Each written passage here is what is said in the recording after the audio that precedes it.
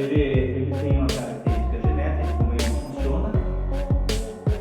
Nós fomos criados lá atrás e construídos há milhares de anos a sobreviver e reproduzir. Esse modo de agir com o nosso cérebro é muito recente na história. Estou falando 5 anos, não, milhares de anos, mas é que teve milhões de anos, né? Então, nós fomos criados basicamente para reproduzir, pela preservação da espécie e a sobrevivência. Então, toda a nossa energia, todo o nosso pensar, todo o nosso cérebro, as funções e a nossa construção orgânica, hormonal, era para isso. Então, e isso não mudou, não sumiu, na verdade mudou, não sumiu, não desapareceu.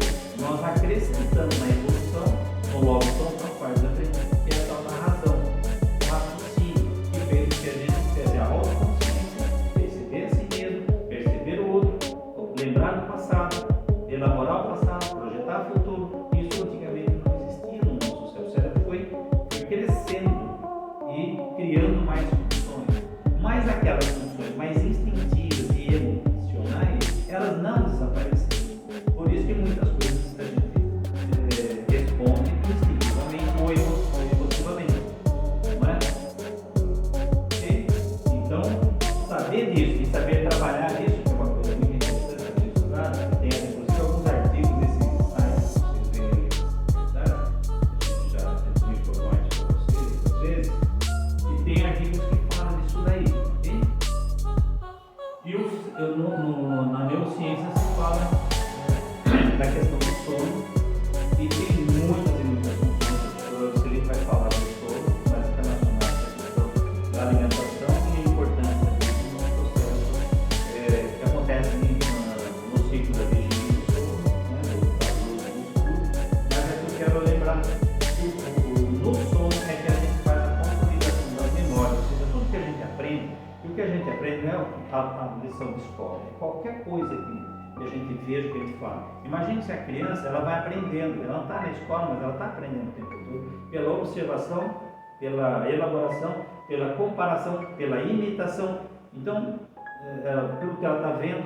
Então, isso é uma eterna aprendizagem que a gente não para nunca, o nosso cérebro nunca vai parar. Mas é à noite, no escuro, que a gente faz a consolidação dessa memória e do aprendizado. Daqui saem metodologias, por exemplo, para ensino e aprendizagem, desenvolvimento de supermemória, aprendendo com velocidade maior e por aí vai. Então, da neurociência se sabe uma série de coisas hoje que ajudam em outras áreas da nossa vida, por exemplo, na área da educação. Okay? A medicina. Como que a medicina vê tudo isso? Bom, não dá para falar tudo também, mas normalmente o que a gente vê que a medicina, mais assim, preponderantemente a que a gente conhece, né, a convencional, que é uma medicina química e que tem uma postura, assim, resumidamente, por favor, né, não pense que eu estou colocando só isso, não é só isso, mas, assim, preponderantemente uma química anti-sofrimento. Se eu estou triste, eu tomo um estimulante. Se eu estou deprimido, eu tomo um estimulante. Se eu estou com raiva, se eu estou com tristeza, se eu estou ansioso, é tudo anti. Então a gente não, ultimamente, né, nas últimas décadas, a gente não pode sofrer. Não posso sofrer.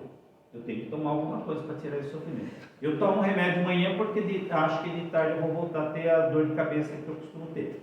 Então eu tomo esse remédio até quando não apareceu o quadro ainda. Então é uma química muito anti-sofrimento. Então essa é uma forma, né, de se ver, né, a questão do sofrimento e como que eu vou aliviar esse sofrimento, o que não quer dizer trazer felicidade, ok? É uma coisa que eu acho que é mais ou menos fácil de se imaginar. Eu tiro um sofrimento, eu não dou felicidade necessariamente. A cirurgia, que é uma forma fantástica, eu sempre gostei muito da matéria de cirurgia, me dava muito bem com isso, mas é uma forma de mudar o meio e a estrutura interna de um organismo. Uma invasão. É fantástico, mas é uma coisa que todas essas duas aqui acontecem depois que o sofrimento aparece.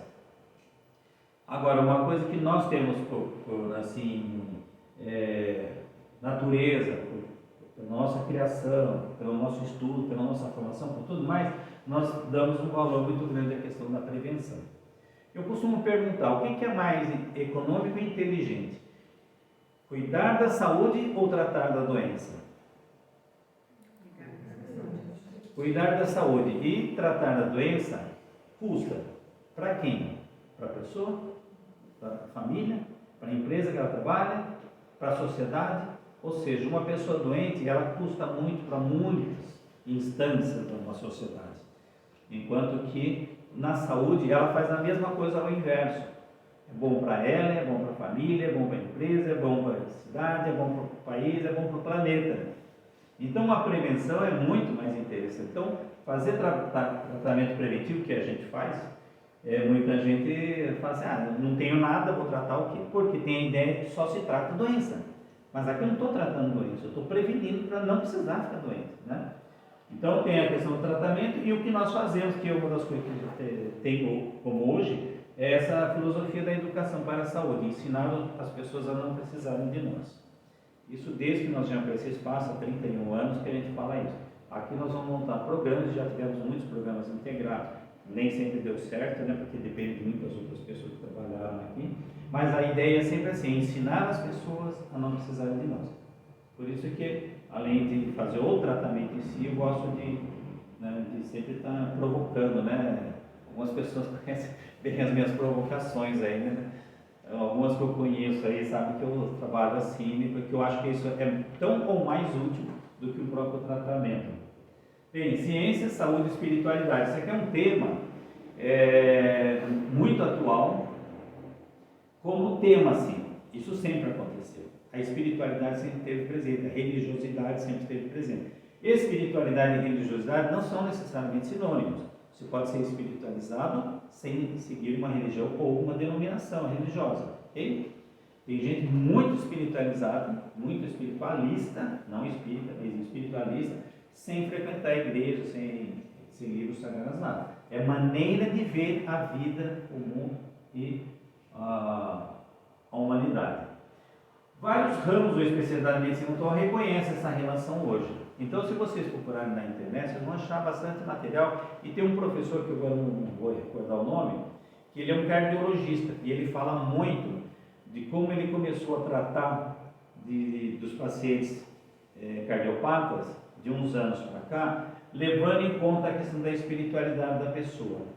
Então, o que ele percebia? Que as pessoas que tinham uma espiritualidade mais apurada, até uma religiosidade mais centrada, mais praticante, né? Porque muitos frequentam, mas não praticam, mais praticante, que trabalham com isso daqui, esses três níveis aqui, do servir, da gratidão e do perdão. Esses são os três pilares disso que está escrito aqui em cima. Isso aqui dá um trabalho grande. Vai ter um congresso Curitiba no mês que vem. Eu vou participar vou fazer uma palestra e vai ter uma mesa redonda com um neurocirurgião, físico quântico, com professor de cardiologia, etc.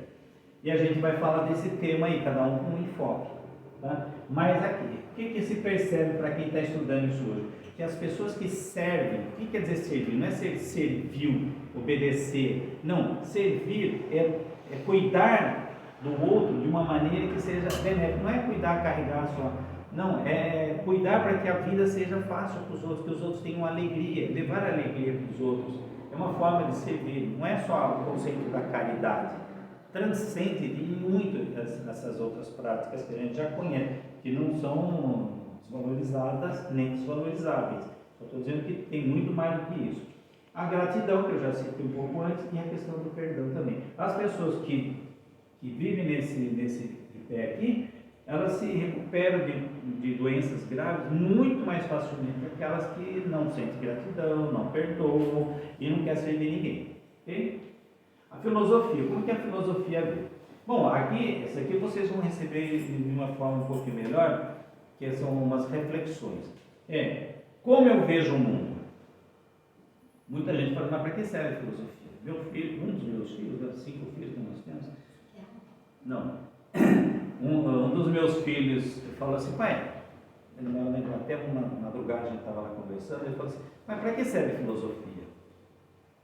Parece que assim, vamos ficar vendo o que os caras, os velhos lá falavam lá antigamente.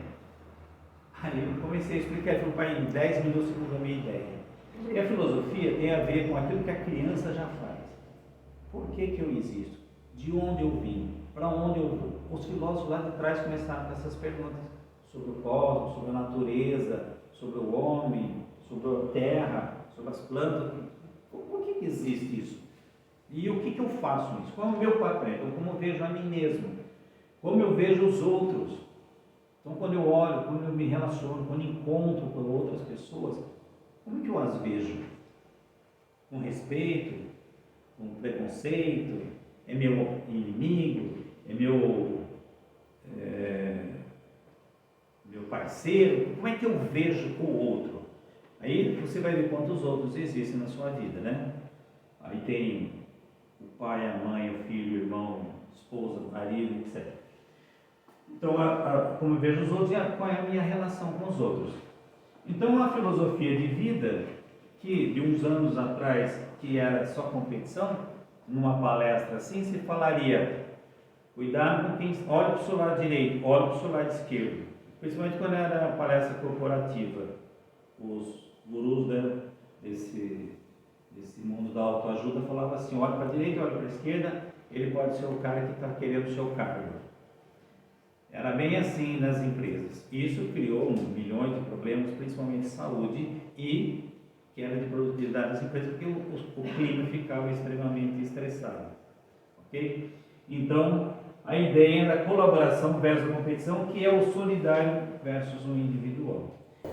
Então, nós, apesar do mundo não parecer bem, está refletindo sobre isso daqui. As empresas estão fazendo isso, porque elas viram que até para elas, até para ter mais lucro, era interessante. Agora, imagine a nível do indivíduo, né? A ideia de felicidade para alguns filósofos. Aqui é sempre um risco de colocar um pedacinho só no que eles falaram. Porque para quem já estudou um pouco de filosofia, ou já viu uma aula, uma palestra, um filme, sabe que qualquer um deles aqui tem tratados e tratados sobre cada tema. Por exemplo, desejar o belo. O que é o belo? Aí eles vão falar sobre o belo. Belo a gente pensa muito do ponto de vista estético, eles pensam muito do ponto de vista ético.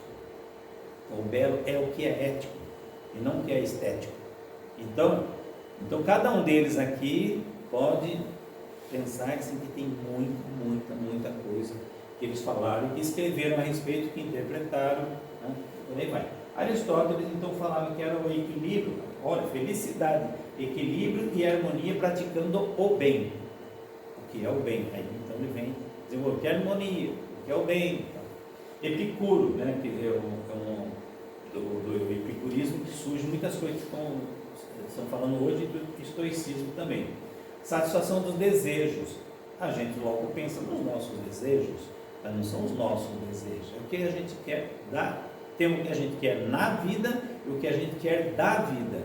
Eu sempre falo, qual é o projeto de vida e o seu projeto na vida? E essa pergunta já fiz para dezenas de pessoas e é muito difícil de responder isso, porque fica uma confusão na cabeça assim.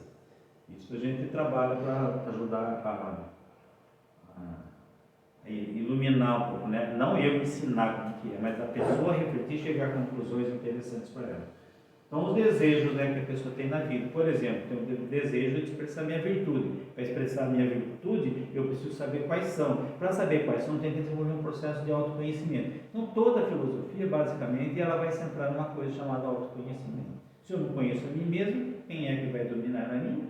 Eu ou qualquer outro. Então, o autoconhecimento é extremamente importante por causa disso.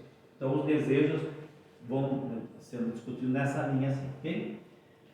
O Pirro de Elis fala da tranquilidade, que é uma vida tranquila. O Sócrates, a obtenção do maior prazer possível e disponível. Não são os prazeres mudando da nossa sociedade consumista, não tem nada, absolutamente nada a ver com isso. Também tem a ver com a mesma história do bem, do belo, da verdade, principalmente justiça, por aí vai. E Platão, então, falava do belo. Sócrates falando, sabe o homem que pôs em si tudo que leva à felicidade onde ela se aproxima. Então, nascer para ser feliz. Uma ideia que a gente simplifica assim. Platão, o que o homem pode fazer melhor para a sua felicidade é pôr-se em harmonia constante com Deus por meio de súplicas e orações. Não existia cristianismo. Esses caras são de 400, 500 anos antes de Cristo. Tá? Mas já se tinha uma ideia da divindade. Ele foi o que falou da alma, da existência da alma. Tá? Ele via corpo e alma. Foi dele que surgiu essa ideia. Schopenhauer já é um mais recente e é conhecido como um pessimista, mas ele falou que a felicidade é a satisfação sucessiva de todo o nosso querer e coincide completamente com a nossa existência, cuja essência é a vontade de viver. Então, eu quero chamar a atenção para essa expressão, a vontade de viver. O que faz a gente sair da cama para ir fazer o que a gente tem que fazer, o que a gente quer, o que a gente precisa. Muitas vezes, alguns de nós saímos da cama para fazer o que precisamos fazer, mas não o que queremos fazer. Tem que fazer, né? As obrigações, porque é o tipo de sociedade que a gente vive hoje. Então a gente tem muitos deveres, muitas metas, muita cobrança, muita carreira para conseguir alcançar postos mais altos, por aí vai. Então, o que realmente é viver? Então, começa com essa pergunta para vocês mesmos. Fazer todos os dias, o que realmente é viver? Como é que eu enxergo isso ao longo da minha história, né, da minha existência? E como é que está a minha vontade de viver? O que tem sido ela? O que ela pode vir a ser? Mas nessa busca, né, de ser feliz, a gente chega a procurar tanto que às vezes a gente se cobra, porque isso vai gerar tensões. Então eu falo assim, e quando nós não damos conta disso tudo? Aí tem um monte de coisa que aparece, tem as doenças e tudo mais, mas tem dois males assim que assim, são dominantes, tirando as doenças cardiológicas, né, câncer, outros, né? Mas duas coisas assim que estão no outro campo, vai da emoção e sentimento, que é a ansiedade e a depressão. Então, a depressão e a ansiedade existem assim aos milhões, talvez bilhões no mundo. Resumidamente, apreensão pelo futuro e medo do desconhecido. Né? A gente tem uma curiosidade pelo desconhecido, que é isso que fez desenvolver a filosofia, a ciência, as outras áreas, a medicina e tudo mais, a física, a biologia e tudo mais. A gente quer conhecer o desconhecido, ao mesmo tempo que alguns desconhecidos a gente tem medo, né? E isso faz com que a gente nade aí na ansiedade. Uma das raízes da ansiedade é um mal assim que assola muita gente, inclusive a minha: procrastinação.